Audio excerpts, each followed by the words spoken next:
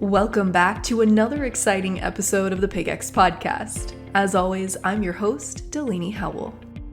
This month, we're going to be taking a step back to peer into a couple of conversations from the recent 2023 Iowa Swine Day with a few of the program's speakers.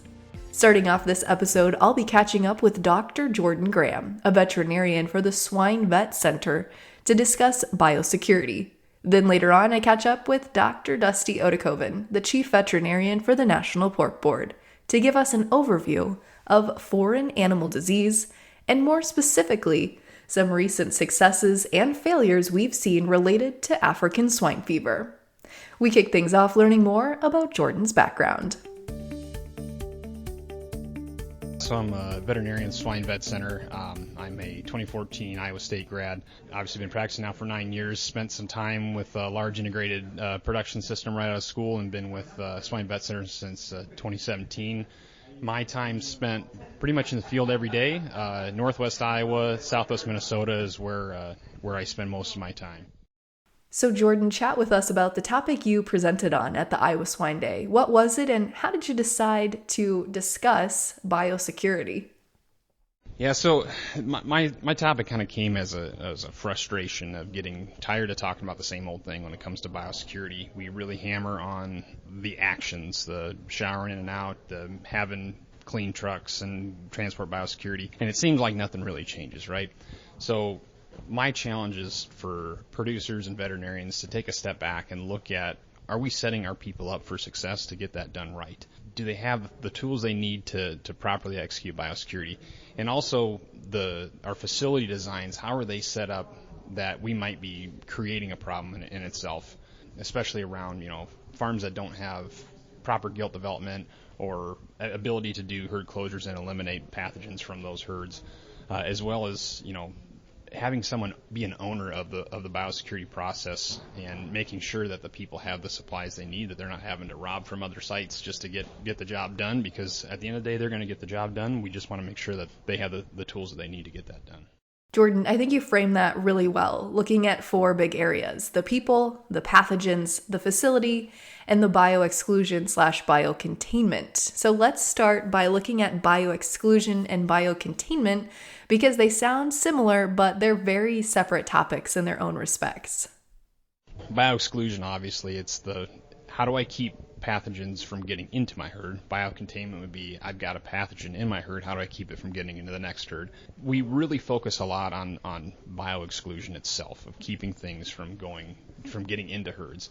But a lot of, in our part of the world, we have pigs placed there positive, PRRS positive, PED positive, pretty commonly. It's a bit of the dumping ground of the pig industry in Northwest Iowa. If I have a health challenge, it's going to Northwest Iowa because they're going to get sick anyways, right? So how do we keep that there? How do we keep that from moving from site to site? The other piece on that would be, where we're doing continual exposure on gilts just to maintain stability in the wean pig flow. Do we think about the fact that we are moving more virus back into an area that's potentially creating a large population of especially PRRS viruses? And what we've learned from Iowa State and their work with whole genome sequencing is that when we have multiple viruses within a population or within an animal, we're possibly creating some recombination events that create new viruses rather than just the genetic drift or shift that we had previously thought was happening with these viruses. So putting a value on putting negative pigs into an area and keeping them negative, and then also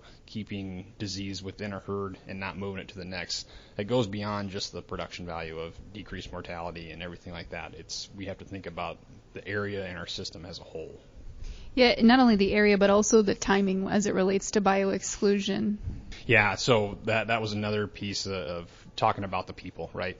It's really easy for us to sit behind a desk and say, hey, we're going to go vaccinate this group of pigs, and we're going to get this crew to go do it. Well, sometimes we don't think about what was that crew doing, earlier in the day. Well, they were loading out market hogs at 2 a.m. because that's when we had loads going out. Now they're going to go vaccinate newly placed PRRS negative wean pigs at 8 a.m. So understanding where our people are and what their constraints are is really important. And just assuming that, someone's there, they have the proper downtime and it's going to get done. We have to, as management, we have to own that process and not just expect that it gets done properly, because where shortcuts can happen, they will happen. And not only owning the process, but leading by example. If you're doing actions, if you're skipping the shower in, shower out, your employees are going to see that and follow suit. Yeah, it's kind of a cliche anymore that we say biosecurity is a culture, but it truly is. Your staff will follow your lead. If they see you skipping over pieces of proper biosecurity execution, they're going to do the same. Okay, so now we've talked about the people. What about the facilities? What's the impact there? A lot of our facilities in our part of the world, in the 90s and early 2000s, the industry was really rapidly expanding. Those facilities weren't always built with good biosecurity execution in mind. Now today, when we build a new finisher, a new sow farm, that's a huge part of the consideration. But a lot of these older facilities weren't built with those things in mind. So in farms where we haven't upgraded them to be able to execute that, we have to be mindful of how can we best execute our biosecurity practices and still make it reasonable for our people. And also putting a value on that for capital improvement. I mean, many systems have said that we're going to make those investments in biosecurity and make those changes. Others either said we don't value that as much, or we don't have the assets to do that this time. Making the improvement on those facilities is important. Those facilities are here to stay. They're well located from a feed and land base standpoint.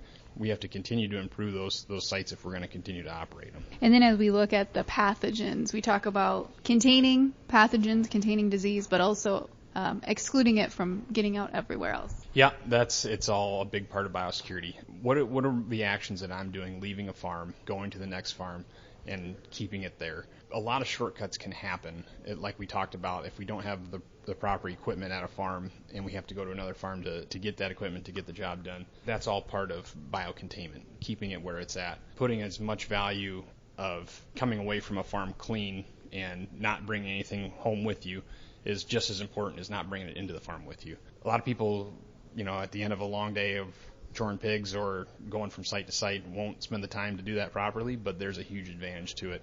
And if in my profession, the last thing I want to be accused of is bringing a disease to a farm, even though there's plenty of people that say that that's the only reason we go to farms is to get them sick so we have something to treat, but not true. You have only so many dollars to spend. You have to do the most, spend your dollars where it's going to make the most economic impact. So how do you prioritize the people or the facilities or the pathogen biocontainment? How do you prioritize that? I think start with the easy wins. There's often a bit of sticker shock when you look at what's perfect, right? And not letting perfect be the enemy of better. We can improve facilities by doing some small things. Some are going to take large capital investment to do it right.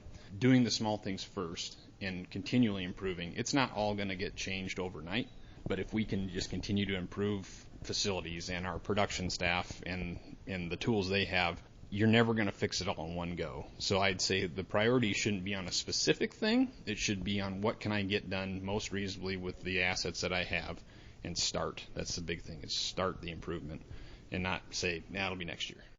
Some really great insight and reminders there from Jordan about biosecurity and how to make the most economic impact with the dollars available to your operation. After the break, we turn the conversation over to Dr. Dusty Oedekoven to learn more about his background and research done in the foreign animal disease and African swine fever space. I've been with the Pork Board as a chief veterinarian for about a year and a half, and just prior to that, I was the state veterinarian in South Dakota for 13 years. I was actually with the Animal Industry Board, the state's animal health agency, for almost 20 years. And so that's kind of my background, is in livestock health on a larger scale. Had background there in managing disease outbreaks and foreign animal disease response preparedness, monitoring livestock health on a statewide scale, and interacting with other state agencies within South Dakota, other state animal health agencies across the U.S., and of course with our federal partners as well. So prior to that, I spent a brief time in practice. I'm a graduate of Iowa State University's College of Veterinary Medicine, and my undergraduate degree is from South Dakota State University.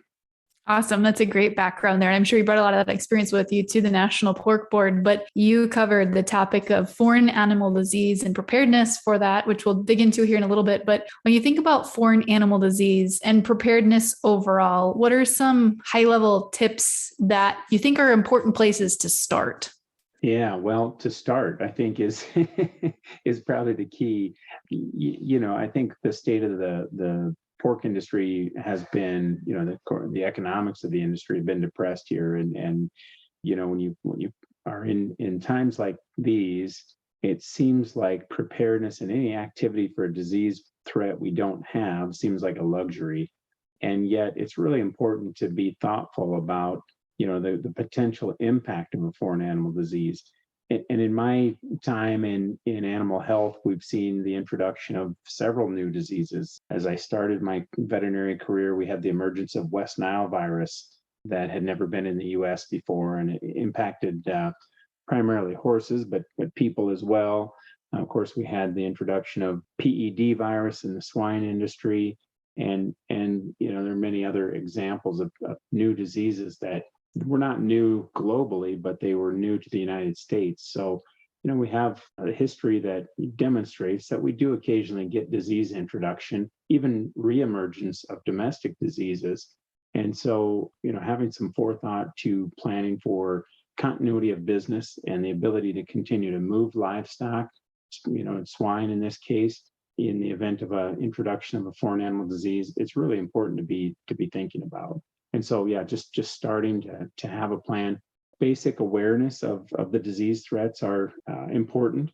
And in the swine industry, when we're talking about foreign animal diseases, there are a number of diseases that we don't have in the United States that are not there, that are not trade limiting diseases.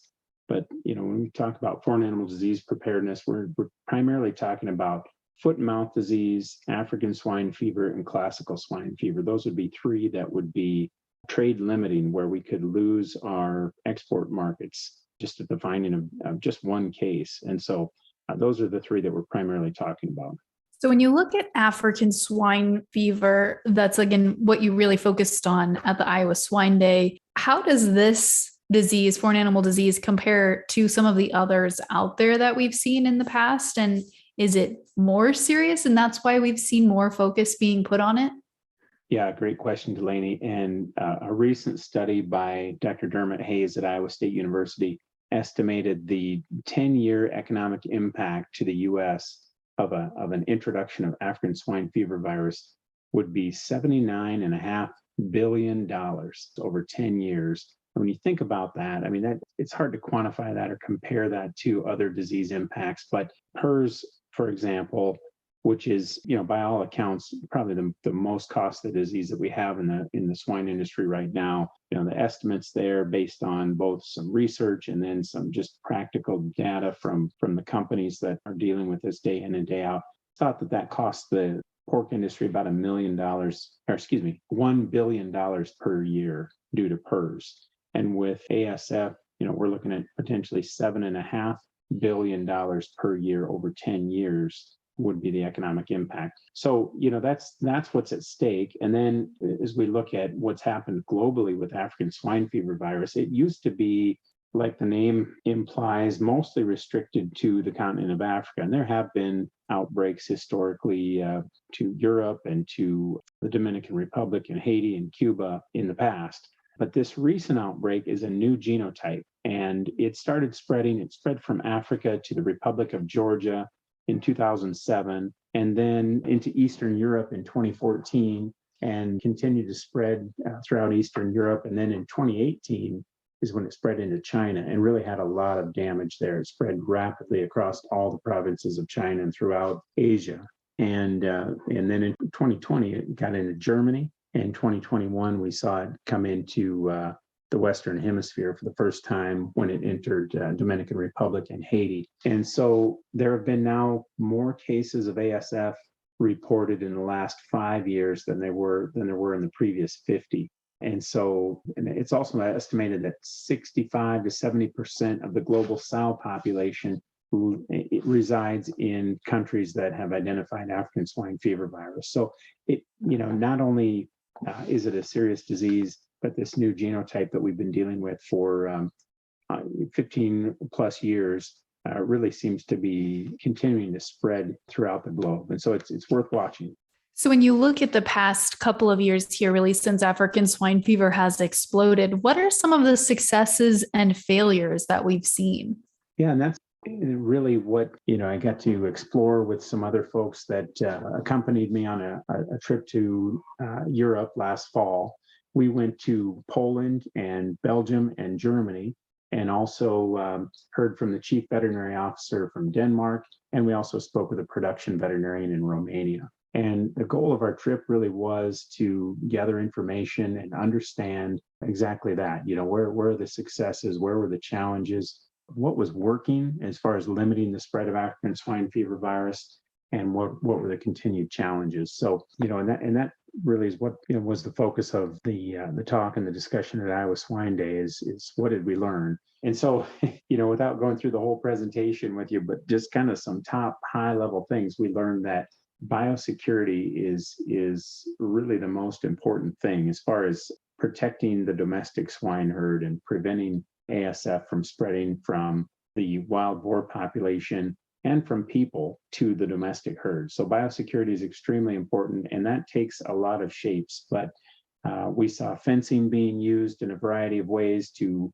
protect at the farm level, such as in Romania, where ASF is endemic in the wild boar population and much of the domestic swine population. Commercial herds were fenced, double fenced in some cases, to prevent introduction of the disease into those commercial herds. And then we saw fencing at the country level, where Denmark decided to fence the entire border that it has with Germany in order to keep wild boar out and people out. The people have to come, people and trucks have to come through specific points of entry where the trucks have to be inspected when they arrive. They have to be determined to be visibly clean. And if not, they're turned away to go back and be cleaned. And then when they are deemed to be clean at that border inspection site, then they're cleaned again and then disinfected. And so what we heard from the Danish chief veterinary officer is that biosecurity is the mentality of the people. And so I've just given you a few examples of the level of biosecurity that they take there. But they wash every truck after every load, which is something that we don't do in the United States. And we've commonly said, well, we don't have enough truck washes and we can't afford to do that. And what we heard from the European production systems is they can't afford not to do that. So it was somewhat eye-opening to see the level of biosecurity that's employed there. So that was part of it. The other thing that we learned was that the wild boar is really everywhere across Europe and maintains the kind of like the reservoir for the virus. And through biosecurity, they can do a pretty good job of preventing introduction into the domestic herds. But the virus does continue to spread naturally in the wild boar population at a range of maybe no more than 12 kilometers per year. So it doesn't move very fast. But when contaminated materials or high-risk materials are transported by people, for example, in pork products that may not have been treated properly, may not have been cooked to a high enough temperature, may be contaminated with ASF, and that can be transported to another area within Europe, discarded to an area where wild boar have access to it, and that is how the virus is spreading, across large distances, making large jumps. For example, we saw that in Germany, where a strain that had been in Eastern Europe all of a sudden showed up in an area in Germany, and the thought is that it was transported there by people and who were carelessly discarding some contaminated pork products in the area there. So it moves slowly through the wild boar population, but can move much more quickly when carried by people. And so people and wild boar are the major spreaders of the disease throughout Europe. And one additional thing that we observed when we visited Belgium, and they had a case that in a wild boar. Again, it appeared to have been transported. The infection was transported from a long distance away. And they found infected wild boar carcasses in the south part of their country. And they used a fence to contain the population in over, I think, 240 square kilometers they fenced in as a method of biocontainment. And then they, over the course of a year, they eliminated all of the domestic and wild boar within that area. And through continuous testing and searching out for the carcasses that were on the ground that could potentially serve as contamination for, or the source of infection for other pigs, they removed all of those carcasses, they removed all the pigs. And 1 year after the initial finding, they found their last infected carcass. And then a year after that, so 2 years total after the initial finding, Belgium was able to regain their ASF negative status by the European Commission. So one of just two countries, Belgium and then the Czech Republic, who had been successful in eliminating African swine fever virus and regaining their ASF-free status. The Czech Republic has since been reinfected, but Belgium, I think, serves as that example that if caught early and if action is taken swift enough, you can eliminate the disease. What were some of the questions, Dusty, that you got from the audience about this discussion after you wrapped up your remarks? Yeah, great question. We had everything from, specific questions about Germany, and our common thought too was that Germany probably has the production system that is most like ours in the United States. And that may be true or may have been true. I think that's changing a little bit. And there are a number of issues, political and socioeconomic issues in Germany that are changing how animal agriculture is viewed. And that's making it difficult for pig farmers to continue to operate there, probably more so than African swine fever virus is. Also had questions about the movement of pigs, across countries and regions and zones. And that was one thing that we did talk about and that we learned quite a bit about. Across Europe, the European Commission has set a zoning and regionalization standard that is adopted and understood by all members of the European Union. There's of course the free zone where ASF does not exist, and then there's Zone 3 or the red zone. That's where ASF has been identified in domestic pigs. And then there's Zone 2, the pink zone, where it's been identified only in wild boar, but not in domestic pigs. And then Zone 1 or the blue zone is a buffer zone around either Zones 2 or 3. And again, the designation by the European Commission of each of these zone types also specifies what biosecurity requirements are in place, what are the surveillance requirements. And so while there's no movement of domestic pigs out of a Zone 3 where domestic pigs or have been found with ASF, there can be continued movement of domestic pigs out of a Zone 2 where wild boar have been identified with ASF, so long as those farms are continuing to conduct surveillance, as defined by the European Commission. And some of that involves submission of dead pigs to a diagnostic laboratory every week. They've also got to comply with surveillance and traceability requirements. And so there is a system in place that's recognized within Europe that allows for continuity of business within the European Union, even to the point that some countries, such as Poland that we visited, are able to continue to export pork even to the United States. So that was something that we paid close attention to, is how a country with African swine fever in their commercial, well, in some in their domestic pigs, and then also in their wild boar, how that country is able to continue to export. And the reason we're interested, of course, is because the United States exports nearly 30% of its pork that's produced here. And so those were some key findings there. Awesome. Dusty, anything else important that you touched on during your remarks that you think would be pertinent to share with the PigX listeners?